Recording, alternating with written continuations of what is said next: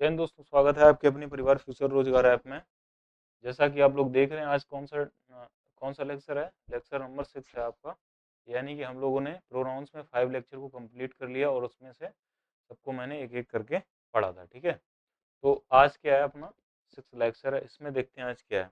हम लोग पढ़ रहे थे, पिछला क्या पढ़ रहे थे, इंडेफिनिट प्रोनाउन पढ़ते थे। क्या पढ़ रहे थे? Indefinite pronoun. उसी के आगे आज कंटिन्यू करेंगे। ठीक है, तो इंडेफिनिट प्रोनाउन में हमारा क्या रह गया था? Use of one. क्या रह गया था? Use of one. यानी कि हम लोग आज सीखेंगे वन का यूज। क्या करेंगे? वन का यूज हम लोग कैसे करते हैं ना। जो वन होता है ना, ये इंडेफिनिट प्रोनाउन, इसका यूज कैसे किया जाता है देखो, पढ़ते हैं। One is an indefinite pronoun. क्या है? वन जो है, वन वन कैसा है? एक इंडेफिनिट प्रोनाउन है। कैसा है दोस्तों? आप कहोगे सर इंडेफिनिट प्रोनाउन है। अगर बात करूं वन, वन कैसा है? आप कहोगे सर वन की बात करें तो वन कैसा है? एक इंडेफिनिट प्रोनाउन है। हाँ यस सर, लिखा है which is used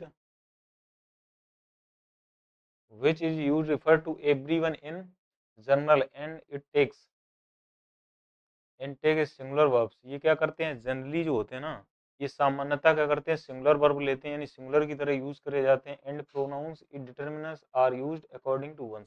यानी कि कहने का मतलब इनका ये है कि जो डिटर्मिनर होता है ना, जिसका प्रोनाउंस होता है, वो किसमें? हमेशा इसके अकॉर्डिंग ही, मतलब इसी वन के अकॉर्डिंग ही आता है। अब सर इसको सीखना होता क्या है? जो इसके डिटर्मिनर की बात करें, सब्जेक्ट किसका कैसे यूज किया जाता है, वो चीजें हमें सीखना है। ठीक है, जैसे लिखा है वन। वन एक क्या है? वन एक इंडेफिनिट प्रोनाउन है, होता है। ठीक है, जिसका प्रयोग जनरली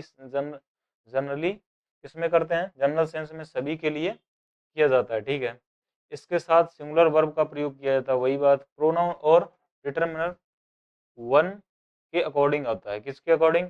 जो आप कह सकते हो प्रोनाउन की बात करें या डिटर्मिनर की बात करें, तो किसके अकॉर्डिंग दोस्तों आता है? ये वन के अकॉर्डिंग आता है। जैसे अगर बात करें वन को हम सब्जेक्ट की तरह भी यूज कर लेते हैं और ऑब्जेक्ट की तरह यूज कर लेते हैं। वन को किसकी तरह यूज किया जा सकता है? आप कहोगे सब्जेक्ट की तरह और ऑब्जेक्ट की तरह। अगर वंस की बात करें तो ये हमारा क्या होता है सर? पजेसिव केस होता है। क्या होता है? पजेसिव केस होता है। यानी कि वन का जो पजेसिव केस क्या होता है? वंस होता है। अगर बात करें रिफ्लेक्सिव प्रोनाउन की तो क्या होता है? वन सेल्फ होता है। क्या होता है? वन सेल्फ होता है। मैंने आपको ये पिछले मतलब वीडियो में भी बता दिया था, जब मैं क्या पढ़ा रहा था आपको, पर्सनल प्रोनाउन। इसके बाद हम लोगों ने जब पढ़ा था रिफ्लेक्सिव प्रोनाउन, मैंने ये सब आप चीजों को बता दिया था। ये तो वही चीजें थी। यानी कहने का मतलब है, ये वन को किसकी तरह यूज कर लिया था? सब्जेक्ट की तरह। और ऑब्जेक्ट के वंस का प्रयोग हम क्या करते हैं? पजेसिव केस में। और वन सेल्फ का प्रयोग कैसे करते हैं? रिफ्लेक्सिव केस में करते हैं। किसमें करते हैं? रिफ्लेक्सिव केस में करते हैं। समझ में आ गया? आप कहोगे सर आपने यहाँ से हमें ये सिखा पाए, यहाँ से ये सिखा पाया कि वन का यूज हम लोग जनरली जो करते हैं वो सिंगुलर में करते हैं, और उसके साथ क्या रहता है? सिंगुलर वर्ब यूज होता है। यानी इसका जो प्रोनाउन होता है वो वन के अकॉर्डिंग ही आता है। आइए सीखते हैं एग्जांपल से। जैसे लिखा one can do his work. क्या लिखा दोस्तों? One can do his work. अब जैसे ही आपने देखा सर वन लिखा है, वन, और मैंने आपको क्या सिखाया? मैंने आपको सिखाया सर जो प्रोनाउन आता है ना, प्रोनाउन, जो प्रोनाउन आते हैं ना, वो किसके अकॉर्डिंग आते हैं? वन। तो वन का प्रोनाउंस क्या होता है? आप कहोगे सर वन का जो पजेसिव केस आता है वो कैसा होता है? वंस होता है। क्या होता है दोस्तों? वंस होता है। आइए देखते हैं। जैसे ही का क्या होता है? हिज। ही का दोस्तों क्या होता है? Possessive case. आप कहोगे सर ही का हिज होता है। क्या होता है? हिज होता है। अगर बात करें सी का, तो आप कहोगे सर सी का हर होता है ना, सी का हर होता है। दे का दियर। समझ में आ गया? ऐसे, तो ऐसे वन का जो पजेसिव केस हिज होता है, नहीं सर, तो वन का जो प्रोनाउंस आएगा वो क्या यूज करेंगे? आप कहोगे सर वंस का यूज करें, हिज का नहीं होगा। किसका? क्योंकि सर ये ही नहीं है, सब्जेक्ट यहाँ पर क्या? वन।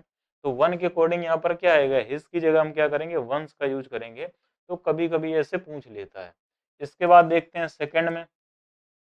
अगर सेकंड की बात की जाए, लिखा है वन नेवर नोज। अब देखो वन क्या है? सब्जेक्ट, नेवर नोज है ना, ये आपकी हेल्प मतलब मेन वर्ब है। और डज ही, क्या ही यूज करेंगे? आप कहोगे नहीं सर, इसको भी किसके? वन को हम इसके यानी ऑब्जेक्ट की तरह भी यूज कर लेते हैं। तो ये भी हमारा क्या हो जाएगा? यहाँ भी वन का यूज करेंगे, ना कि ही का। समझ में आ गया? थर्ड में देखो लिखा है वन शुड डू दिस। क्या लिखा है? One should do his. क्या लिखा है? हिज। तो क्या हिज आएगा? आप कहोगे बिल्कुल नहीं आएगा। तो फिर क्या आएगा इसका पोजीशन? आप कहोगे सर इसका आएगा, जो प्रोनाउंस का यूज करेंगे वंस का यूज करेंगे। किसका? वंस का। समझ में आ गया? इसके बाद करते हैं किसकी? अगर फोर्थ पार्ट की बात करें तो लिखा है वन मस्ट रिस्पेक्ट। क्या लिखा है? वन मस्ट रिस्पेक्ट दियर। तो दे के लिए दियर आता है, किसके लिए आता है? दे के लिए हम किसका यूज करते हैं पजेशियो में? आप कहोगे सर पोजीशन दिखाने के लिए। आप कहोगे सर दियर का यूज करते हैं, तो भैया क्या वन के लिए क्या दियर आएगा? आप कहोगे नहीं, तो फिर क्या आना चाहिए? वंस आना चाहिए। ऐसे क्वेश्चन पूछ लेता है एग्जाम, क्या करता है, ऐसे क्वेश्चन पूछ लेता है एग्जाम। तो समझ में आया वन का यूज हम लोग कैसे करते हैं। और ये भी देखना है कि वन के साथ हमेशा क्या रहता है, हमेशा सिंगुलर वर्ब। यहाँ मस्ट क्या है? आप कहोगे सर ये मॉडल्स, मॉडल्स के लिए क्या कहते हैं, मेन वर्ब का फर्स्ट फॉर्म रहता है। मॉडल के बाद वर्ब जो होती है ना, वो हमेशा क्या रहती है, मेन वर्ब की फर्स्ट फॉर्म लेती है। हाँ या ना? आप कहोगे यस सर, समझ में आया। चलें आगे।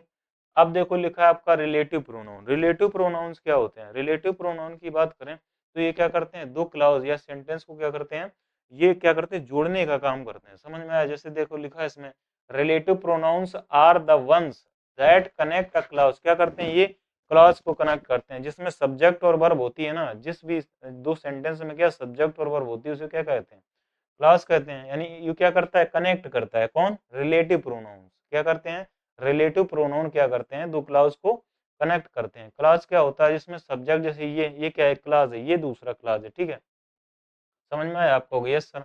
अब देखो जैसे रिलेटिव प्रोनाउंस वो प्रोनाउंस होते हैं, हिंदी में लिखा है, हिंदी में लिखा रिलेटिव प्रोनाउंस वो प्रोनाउंस होते हैं जो प्रोनाउन होने के साथ साथ क्या होते हैं, किसी क्लॉज या सेंटेंस को जोड़ने का भी काम करते हैं। क्या करते हैं, कनेक्टर का भी काम करते हैं, यानी कि ये जोड़ने का भी काम करते हैं। तो ये बात यहाँ से समझ आए, यानी कि ये क्या करते हैं, जोड़ने का काम करते हैं, यानी दो क्लॉज को। इसी को हम क्या कहते हैं, रिलेटिव प्रोनाउन कहते हैं।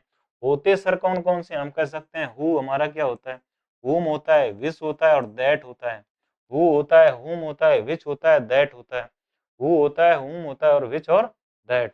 समझ में आया आपको? गई सर समझ में। एग्जाम्पल से थोड़ा समझ लेते हैं आखिर में कैसे समझना है। अगर मैं बात करूं I met Veena, I met Veena, देखो हु जो होता है ना, ये क्या करता है, ये अपने हमेशा जो हु आता है ना, इसके बाद जो हेल्पिंग रहती है और हु का जो यूज करते हैं, हमेशा ये क्या करते हैं, रिलेटिव प्रोनाउंस हमेशा अपने आगे क्या करते हैं, अपने आगे आए हुए क्या एंटीसीडेंट, क्या एंटीसीडेंट है ना। तो एंटीसीडेंट क्या होता है सर, एंटीसीडेंट की बात करें तो ये नाउन और प्रोनाउन होते हैं। क्या होते हैं, नाउन और प्रोनाउन होते हैं।